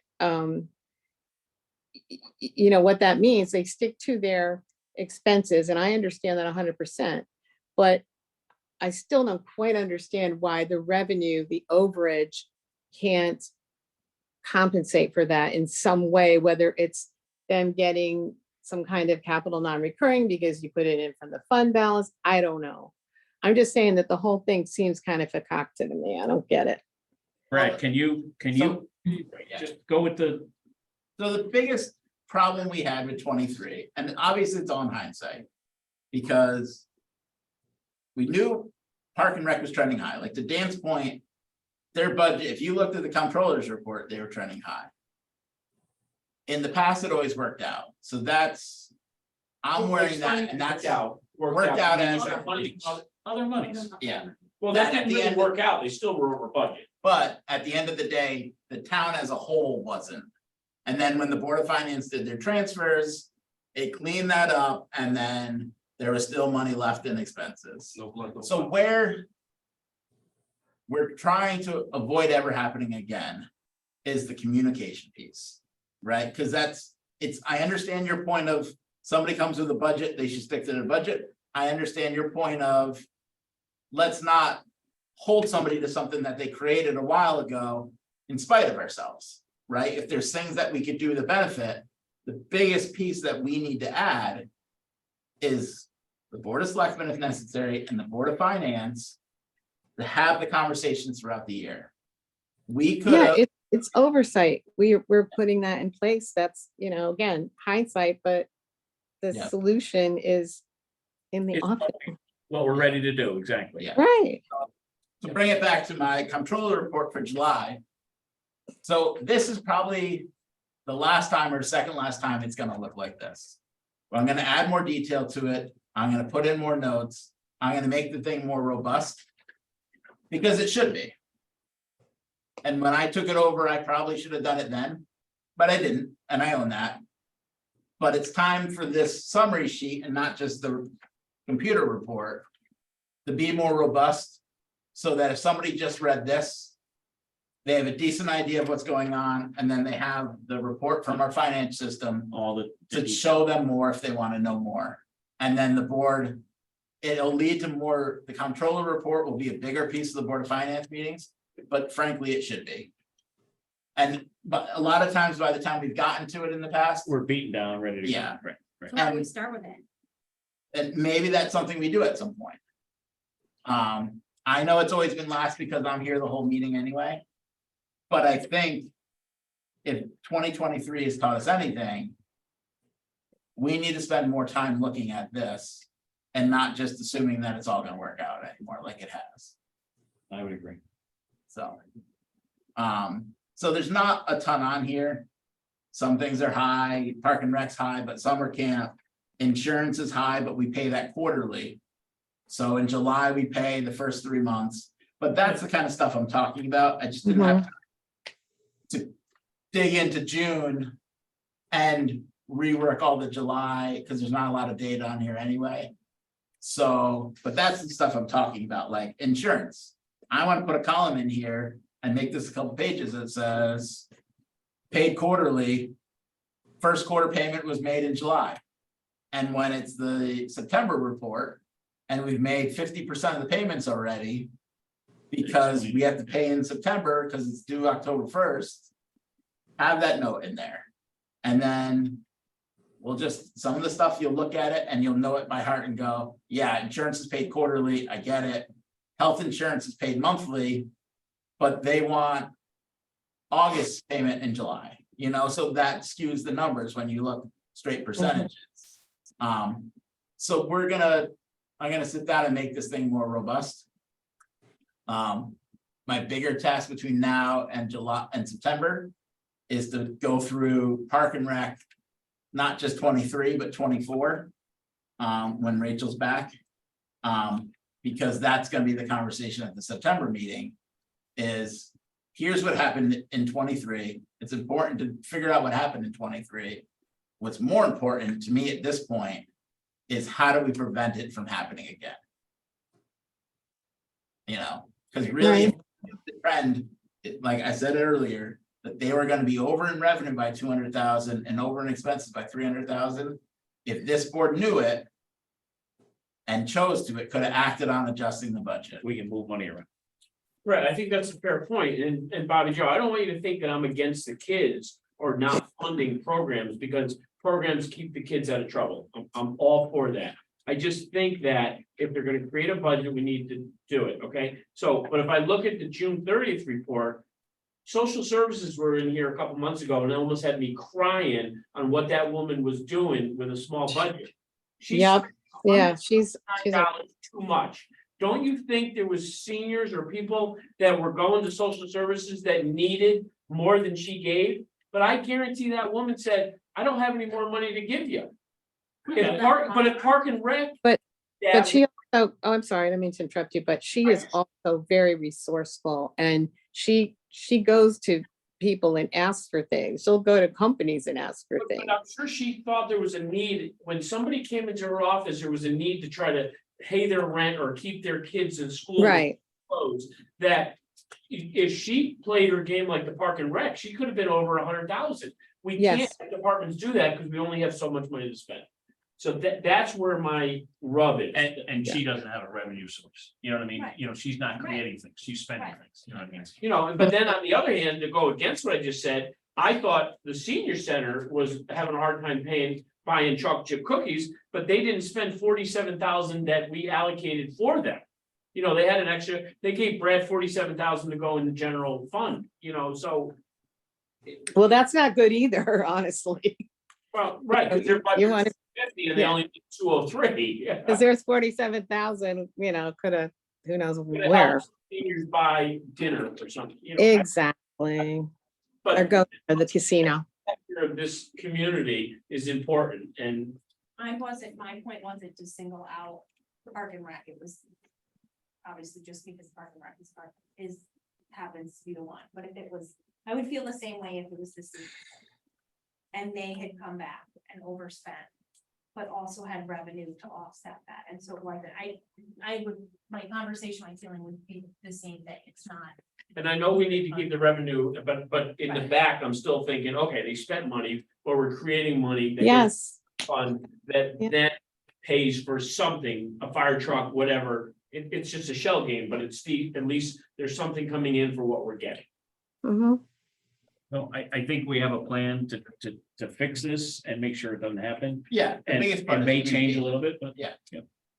Just the communication between myself and this board and the department heads like tonight. Yeah, I know Dan's on board with this because I talked to him about it. There's nothing wrong with the department head having to come in the middle of the year That's their and job. talk about their budget. That's their job. well, honestly, we've been talking about this for a long time and, you know, I mean, it's not the first time this idea has come forth. About more communication and having them, you know, be more, I mean, even be more specific of what they want and what they need. So, I mean, yeah, it's a great idea. I hope that. One other. Budget, done. One other thing I wanna bring up, it's not in the July report because the state sent it to us for August 1st. We talked about this last year, we talked about it a little bit during the budget season. So the state, when it capped motor vehicle at 3246 or 43, it's one of those two. Town of Bethel's been capped at 32 for a while. So last year, we didn't budget for getting that money in. Because I didn't want to budget for that money coming in and the state going, Not get it, right? well, you've been capped at 32 for a while, you're not getting it. We didn't budget for it again. And sure enough, the state sent us $518,000. The difference between our motor vehicle at our last year mill rate and what they capped it at. Right. So that's revenue that we didn't budget And for. it's a revenue, but not reimbursement. revenue. Correct, so it'll just, So last year, did we blow through that money too because of the problem we had? that's part of the reason we're over $1.5 million in revenue for June 30th. The money we got from this, what we call miscellaneous state revenue. Yeah. Last year, we budgeted 282,660. We took in 1,034,477. And it was the motor vehicle, and there was something else that I can't think of off the top of my head for like another 300 that they sent us that they don't, municipal revenue sharing. Which they always talk about sending us and never send to us, so we don't budget for us. Because the state's never had more money, they sent it to us. Other towns I know were budgeting for the motor vehicle. We didn't. Cynthia, you'll agree with me, I don't overly trust the state when it comes to this stuff. They set their budget after us. Hmm. So we're usually pretty conservative on what we think we're gonna get from the state. I did in the 24 budget. Increase what we were gonna get for the equal cost sharing, the educational, Yeah, by 300,000, and that did come true. That one I figured if anything, we would get. So that one, the state budget does include. So I took for 24 of the like 800,000 extra they said we were gonna get. I took the 300, didn't take the 5, we did get it. So assuming towards the end of this year, all the other revenue's good. Our revenue will be in excess, an additional 500 that we weren't really counting on. And that money has to sit in revenue until we close the books And then next as year. part of the tax stabilization and fund balance, part of the fund balance policy. You could decide what to do with fund balance. But not until. Yeah, you could take other fund balance now, previous fund balance. Oh, knowing Because that's you coming. know it's coming. I mean, 500 seems like a lot when we're trying to plug holes. Yeah. And it was 500 that you never thought was never coming anyway. and we can spend. So we weren't gonna use it to fund it. So yeah, the tax stabilization We can every use year. 500. can be funded to the tune of 500,000. And I think you could take 500,000. And do we do that in our annual budget, or do we just use that as, if We fund it something? at the end of the year, fiscal year. No, I'd say, but Yeah, so if it's something that's gonna spike our budget. When do we take that fund So balance? To there's- offset it. Yeah, but Yeah, but- when, do we just go buy that piece so it doesn't hurt our budget? So what you can do. Either I have to read whether or not, and it might be a Marty question, but whether. So June 30th is done. Right. We know revenue was in excess of $1.5 million. So we know that's gonna fall out the fund balance. Do we have to wait till it's audited to move it into the tax stabilization fund, or can we do it now? My guess is we could probably do it now. And you might be able to do it as of like June 30th date. And then as far as using it. We always give the revenue piece as part of the budget. I'm gonna add a line in the revenue, like if you look at my comptroller report, there's this little summary piece. I'm gonna add a line that says use of tax stabilization fund once we have one. And then as part of that, like, I think the town people have to vote on using it. We're just gonna be above board and say. Here's what's in there, here's how much we're using this year. You know, and with everybody coming off the reval year. If we can fund it. It may not be the worst thing to give people a little A break little break. next year. Based on it, but we're gonna have to see what else is coming up. Yeah. You know, I turned my video off because my battery is at 8% and it's not charging my iPad. So I'm just telling you, if I disappear. it's because- Under another hurricane or a tornado. So, but that's. Stuff that we're trying to be more transparent with this board and with the public of what we're doing. That's good. That's a good thing. Yeah, that's not bad. And we thought we were fairly transparent, but I think we need to go above and beyond. I think you were very transparent with the 90 million. Yeah. Because you would move it around in different departments, but I think it's fair that we give it a quarterly look at. Now, I'm not sure anybody in this board would say, you're not spending any more money. I think we just need to know where it's only one problem, not seven, that's gonna funnel into not Yeah. funding CNR in 3 more months. Yeah, because if we knew that it was gonna be this tight come March, we would have put a hold on spending. And then, because we do this with IT, like people complain about, you buy stuff at the end of the year. We 100% do that with IT. I talk to Nick in May or early June and say, here's where your budget's at. Get what you need. What do we need? No. what- And then he lists a bunch of stuff and I say, what do you really need? And he goes, I really need a server and 10 desktops. I said, buy those.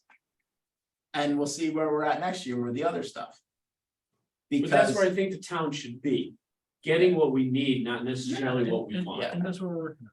and not to belabor a point of the different, every department's different. But that's why we're gonna do the quarterly meetings, Dan, Mhm. with the department heads. Because we need a little more uniformity. I understand DPW, a lot of the stuff they do is maintenance. But there's necessary maintenance and then there's fixing the front. But it's And one I'm thing not of picking getting an invoice, I'm sorry, a PO.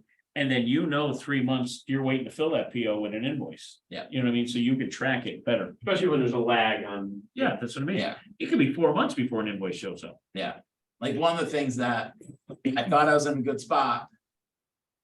With making the 650, and then we got a $15,000 invoice for, if you notice, the Plumtree, was it not, no, Rockwell. Rockwell Bridge, yeah. Rockwell Bridge was done, that work was done in early June, the bill came in at the end of July. If there was a PO done for it, even if it came in at 15, even if the PO was done for 12 and it became more expensive. At least we know it's out Yeah, there. you're close, yeah. That one was okay because You have insurance. we think it's okay. Yeah. Because we're going after the insurance company of the person that hit the bridge, that necessitated, whatever, that made it needed to be You need a repaired. repair, right? You damaged So- it, right? Yeah, and our insurance carrier, Kerma, is going after that person's insurance. But That's our, how, we don't have insurance on bridges, because nobody wants to insure bridges. Of course. But they will go after the insurance carrier for us, so they're working as their agent for it. But if we don't get it from them, we're not getting it from our insurance.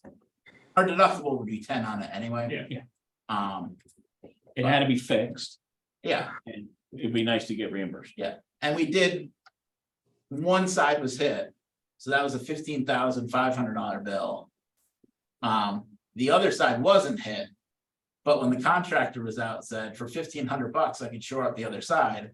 And Eric said, rightfully so, yeah, let's do it. The other piece that people don't usually think about with that. We're also going after the insurance company of the person that hit it, the vehicle that hit it. It was $4,600 for the police. It wasn't Oh, sorry, their for- day shift, it was outside work. You talking about dirt work, extra job work, Yeah. guarding it while the guys were doing the work? on it? Because of how narrow it is there and how major of a freeway, not freeway. They needed 2 police officers times 20 Of course hours, they did. whatever it works out to be. You know, They didn't have a couple sawhorses, uh, shut the road down. the police commission would probably, when you might have been They're on, on the list. I set up a know. list of roads, There's 29 roads. I get it. I know. which I learned about the other day, Yeah. that existed. So, All right. So Brad, we're watching, you know Yes. that, and I know you're working on a repair. Yeah. And that's important. Yeah. You know what I mean? the other last thing I know you guys want to get out of here. Utilities is. Our reports will show based on probably when we pay it. We've created reports of what periods they're actually for. So that we can track. Like I went through and I spent a day pulling natural gas bills for the last 3 years. And by month, I set up a sheet. So you're looking. And this for might be something that gets included, it might be something that I just have every month for questions. But like one of the reasons utilities is up is natural gas. We spent $476,000 with just Sprague, our main, that doesn't include the Eversource piece of delivery for it. Mhm. In 23, the same 11 or 12 accounts was 393 the year before. And we knew that spike. And the year before that, it was 215. Wow. Some of the spike. Cause I was interested when I saw this, is because of when we locked in. When we locked in, we increased October and November's price. Cause it had been in the like 0.7s and we locked in at like 177, but we lowered the winter spike, so it's. You know, it's a guessing game of like this just interests me because I'm a nerd and I'm an accountant. Like January of 21 was $40,000 in natural gas. January of 22 was $164,000. January of 23 was 85,000. Because of the Because- temperature. Because the way it's all locked in. Because we Oh, locked in. Right, okay. Because the price per therm jumped to $276 when we got the $164,000 bill. And then we had locked in at 1.9 to get it down to 84. It's just interesting though, Yeah. the way it all swings. flowed out Yeah. with it. Yeah. And we did lock in, we're locked in through November 30th of 24 at 123 a therm. And then after that, it goes down to 63 cents per, no, that's the old one. No, it drops to 123. We're at 177 now. So depending on So when, that's a big jump, I mean, big drop. it is a big drop. So Yeah. hopefully we have some savings there because we budgeted closer to the 177. But it all depends on how much you use. And how long are we gonna lock in at 126 or whatever it is? We're locked in at 123 from 12/1/23 to 11/30/24. What stinks for me, it's not on a budget cycle. Yeah, it expired But- in November. You know, we talk about 18 months a lot here with when we budget. If we were locked in for July, I wouldn't have that number in January anyway. So what we'll probably do with stuff like this is when we get halfway through that contract, look at doing another year. Because you go out further, Extended out. Yeah. Right. so. Again, it just, the electric, I mean, the utilities as a whole, we can look at monthly. And we're gonna start tracking it monthly, because it all depends on when month bills get paid. So, but now, when it gets paid, it'll be less important. Because we've broken everything out. And made a lot of extra work for ourselves, but to me, it's worth it. Just to be able to track it monthly. Which we hadn't really done in the past that way. We just kind of tracked based on what we paid. And then in July, anything that was for the prior year, we're getting pushed back. So, but at least this way we'll know. June of last year was 60,000. We should know in theory what we're gonna owe in June. So I guess that overrun of 372 looks better, if you divide it by 12. But again. You're not really gonna know with the natural gas until you get through the heating season. Yeah. But. I'll know 3 months in. Last year we paid 40,000 for the first 3 months. This year we paid 10, or this year we paid 80. You know, so we're talking You know trending where now. it's trending, yeah. It's trending better, it's trending worse. And it just, again, we talk a lot about knowledge. It's knowledge that we could pass along to the board of saying, here's what we're looking at. For better or worse, you know, so. Yeah. Tired of talking. We'll keep working on that. I'd accept the motion. Motion to adjourn. Do we have a second? Oh, Mary, did you have something? Oh, yeah. We have things. Make a Oh. motion to approve. Accept his report. I'm sorry, you Make made a it, motion. and John seconded it. All in favor on Brad's, I'm sorry, report? I. Okay. Aye. Would someone like to make a motion to adjourn? We adjourn. Do we have a second? Sure. All in favor? Aye. Aye. Thank you, Brian. I thought that went. We still. I think